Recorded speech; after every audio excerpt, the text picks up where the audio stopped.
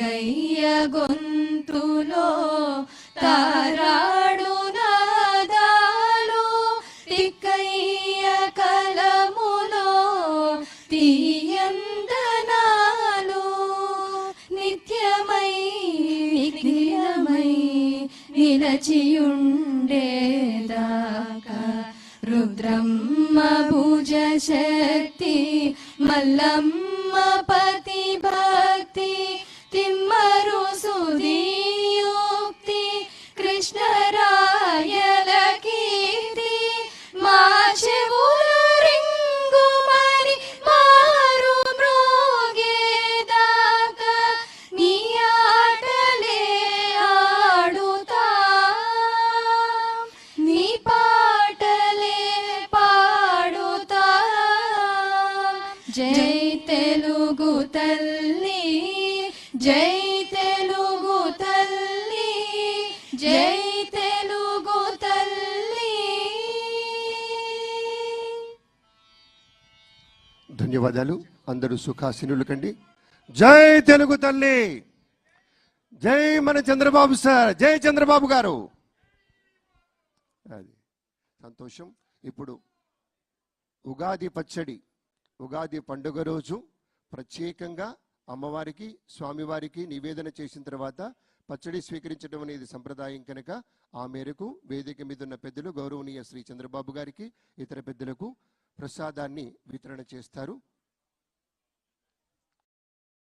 పెద్ద మనసున్న మన చంద్రబాబు సారు కళాకారులంటే చూడండి, ఒక ప్రార్థనా గీతం పాడినటువంటి తల్లులు అడిగినా కూడా పెద్ద మనసుతోటి వారికి అవకాశం ఇచ్చారు. ధన్యవాదాలు.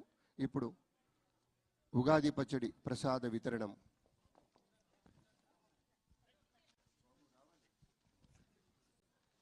జాగ్రత్త నాన్న.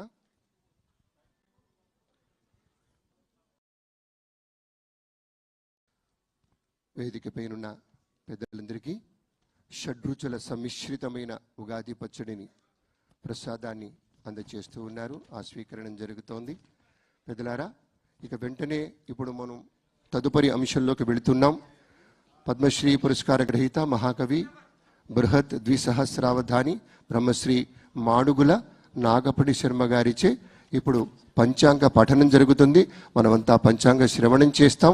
ఉగాది పండుగ పూట ప్రత్యేకంగా ఉండేటువంటి విశేషం గనక మన స్వార్ మాడుగుల నాగపడి శర్మ గారికి గట్టిగా మీ కరతాళ ధ్వనులతోటి స్వాగతం చెప్పండి.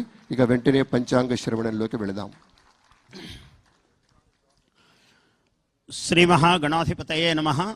ఐం మహాసరస్వత్యై నమః. శ్రీ గురుభ్యో నమః. వాగీషాద్యాః సుమనసః సర్వార్థానాం ఉపక్రమే యం నత్వా కృతకృత్యా స్యుః తం నమామి గజాననం. అందరూ ఉగాది పచ్చడి స్వీకరిస్తున్నారు కాబట్టి ఒక్క మాట అందరూ పలకవలసిందిగా నేను కోరుతున్నాను. శతాయుర్వజ్రదేహాయ, శతాయు వజ్రదేహాయ, సర్వసంపత్కరాయ చ, సర్వ అరిష్ట వినాశాయ, నింబకం ఫలభక్షణం.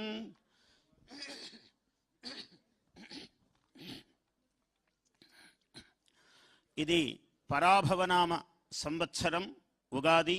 ఈ ఉగాది సందర్భంగా ఆంధ్ర ప్రజలకు, తెలుగువాళ్ళు ప్రపంచంలో ఎక్కడున్నా తెలుగువారికందరికీ ఆంధ్ర రాష్ట్ర తెలుగువారి ప్రియతమ నేత ఆంధ్ర రాష్ట్ర ముఖ్యమంత్రి వర్యులు శ్రీ నారా చంద్రబాబు నాయుడు గారికి, వారి యొక్క మంత్రివర్గ సహచరులకు, ప్రభుత్వమునకు, ప్రజలకు, అధికారులకు, నాయకులకు అందరికీ కూడా ఉగాది పర్వదిన శుభాకాంక్షలు, శుభ ఆశీర్వచనాలు. ఈ ఉగాది యుగస్య ఆదిహి యుగాదిహి అన్నారు. అంటే యుగము యొక్క ప్రారంభము. యుగము ఒక కాలానికి సంకేతము. 6 ఋతువులు 12 మాసములు కలిగినటువంటిది ఇప్పటి యుగాది. ఈ ఉగాది ఎందుకయ్యా చైత్ర శుద్ధ ప్రథమ ఇవాళ ఈ చైత్ర శుద్ధ పాడ్యమి నాడు ఎందుకు ప్రారంభమైంది అంటే, ఒకప్పుడు చైత్రే మాసి జగద్బ్రహ్మ ససర్జ ప్రథమే అహని, బ్రహ్మదేవుడు మొట్టమొదట సృష్టి ప్రారంభించిన నాడు చైత్ర శుద్ధ ప్రథమ నాడే సృష్టిని ప్రారంభం చేశాడట. అందువల్ల ఉగాది అన్నది ప్రారంభ సన్నివేశము అయినది. ఈ ప్రారంభ సన్నివేశం నాడు ఏం చెయ్యాలి అని ఉగాది కృత్యం అని మనకు ధర్మశాస్త్రము బోధించింది.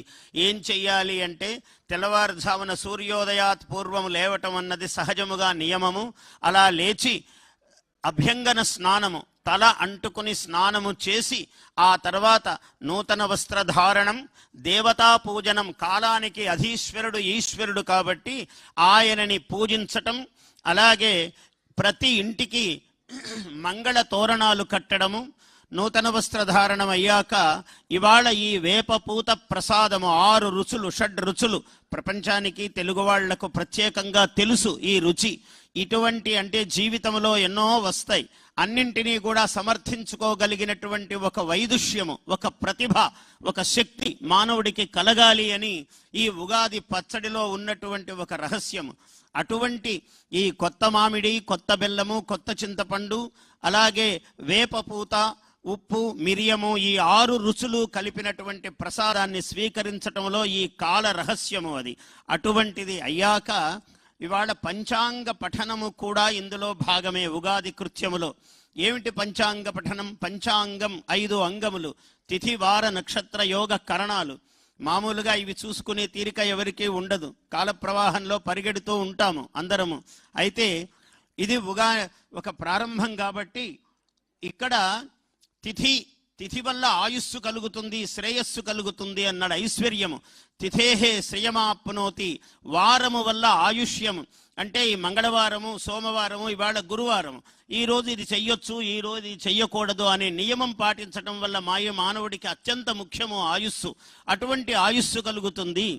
వారాత్ ఆయుష్యవర్ధనం, నక్షత్రము పాటించటం వలన పాపము సంహరింపబడుతుంది. యోగము వల్ల రోగ నివారణము, కరణము వల్ల కార్యసిద్ధి ఏర్పడుతుంది అని పంచాంగ ఫలము, పంచాంగము యొక్క తత్వమును మన వాళ్ళు అభివర్ణించారు.